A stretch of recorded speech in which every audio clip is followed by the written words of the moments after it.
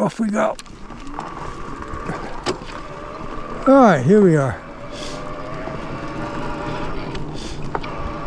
All right, so I'm approaching the Y. 258 continues off to the right, straight ahead there. And off here to the left, it's 258A. You can see it on the sign there. And this is a different route, a variation of the last ride I took, where I went to the right back there. This time I'm gonna go the other direction on Bill Gray. So I get to Bill Gray, I'm gonna make a left and then adventure, because I've never been on that section of road before.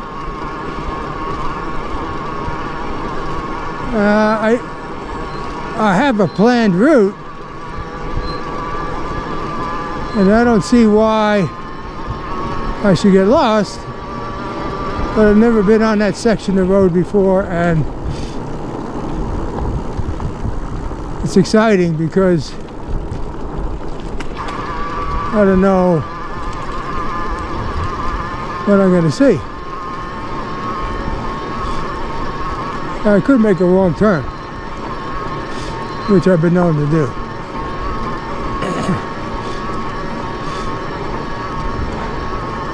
Now I'm testing out an Insta 360 camera that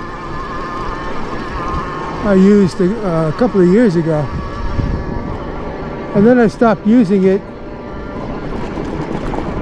mainly because of mounting it onto the bike.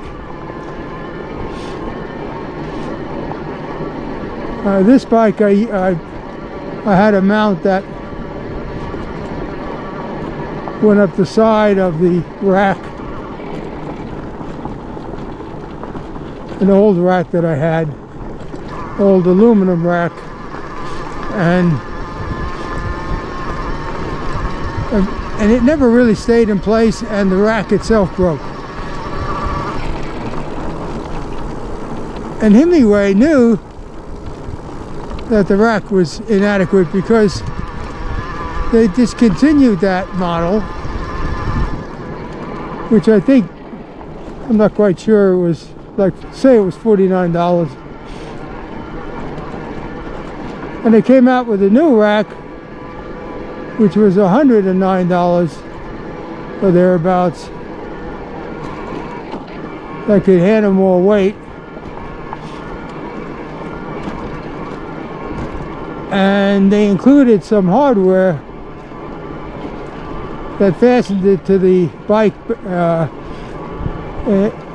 in a more robust way.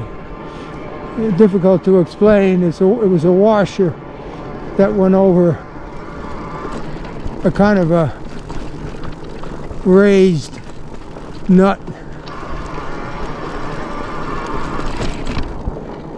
and kept the bar of the rack, gave more area for it to attach to the bike, more area of the rack, so that it didn't cause a pinch, because there's a lot of vibration on the back of the bike. There's a rear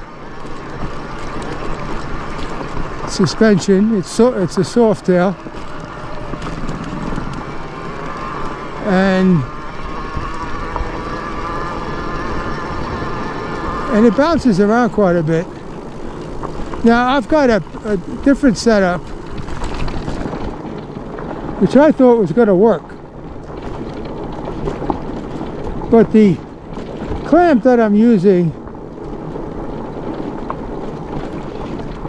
is a clamp that I've used on the handlebars. That it works like a charm on the handlebars,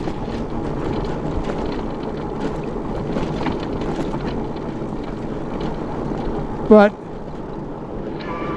on the back of the bike, there's a nut, there's a fastener that loosens itself up, and then the whole rig kind of goes haywire. Now, see, I'm going to go over some bumps now, and I would think by the time I get to Bill Gray Road, that rig in the back is going to be loose and misaligned and needs some work tightening it up.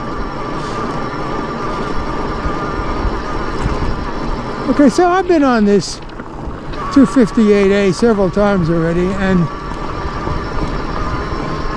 seems to get a lot of views for some reason, whereas the 258 that goes to Bill Gray, the other one doesn't. It could be a lot of nice views all around me here. I mean, quite frankly, this is gorgeous scenery.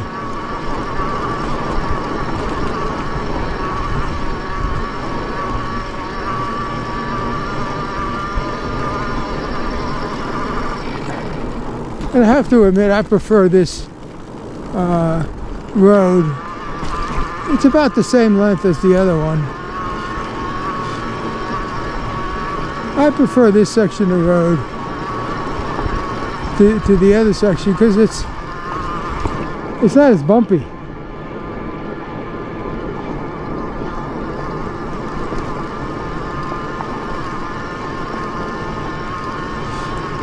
It's not as hilly. There's more scenery. Now, 2 or 3 videos ago, I came coming down here, and a hawk took off from a tree and flew right across my view. And the camera did pick that up. But no such luck today. Now, I do have my iPhone with the app called Trail Forks, and it's tilted in such a way as the camera should pick up the map, and the map clearly shows when I look down the intersection is not far away from here.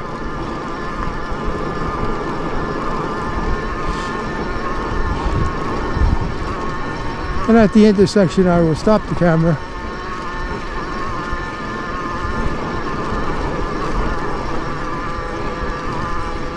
and reset everything and continue on my way.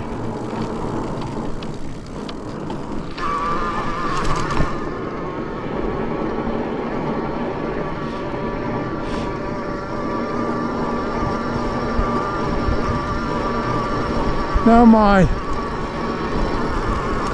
bike battery is showing 44%. Now if I wasn't carrying a spare, I would be really quite worried, because I've not quite gotten half the route, but I've used more than half the battery. That being said, I've done most of the climbing, but 43% is not enough to get me home from here. So I will wind up changing out my spare battery. And here we are at the intersection.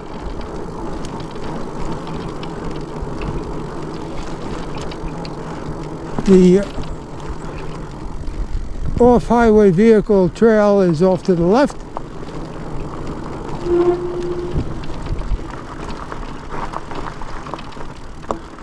And I'm going to find a place along here where I can easily step off the bike.